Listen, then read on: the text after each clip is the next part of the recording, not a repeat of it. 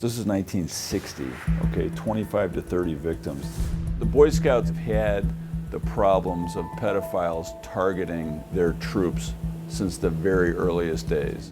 Christopher Hurley is an attorney representing former Boy Scouts who claimed they were victims of sexual abuse. The Boy Scouts' approach over all those many years was to keep it secret, to suppress the information, not share it with the community, and not really address the problem. The problem, however, has been known for decades. Court records reveal that since the 1920s, the BSA compiled secret red lists of adult volunteers identified as potential child molesters.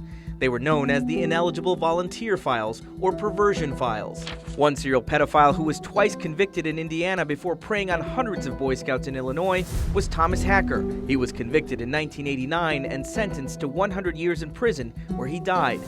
Hurley settled 18 cases brought by his victims. You know, I interviewed Thomas Hacker in prison and asked him, why he chose the Boy Scouts. And what he told me was, it was just so easy. They really didn't do anything to stop me.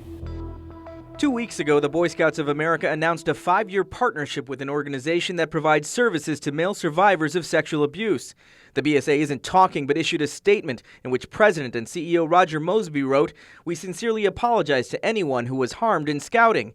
In addition to implementing strong policies to prevent abuse, we are dedicated to supporting victims when and how they need it." Sweeping new legal changes extending or eliminating the statute of limitations for victims to sue their abusers have been passed in more than a dozen states, including New York, New Jersey, and California. That's led to more survivors coming forward and filing suit.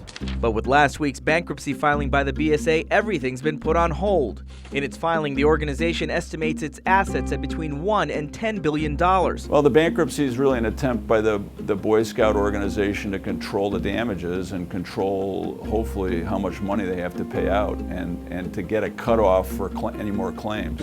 A portion of those assets will likely go to compensate victims, but anyone who has not filed a claim by a looming deadline could be barred from future settlements. The bill has come due on these abuse victims. They've got to pay these people. It's not fair to continue to deny them justice. Reporting from Chicago, I'm Usher Qureshi.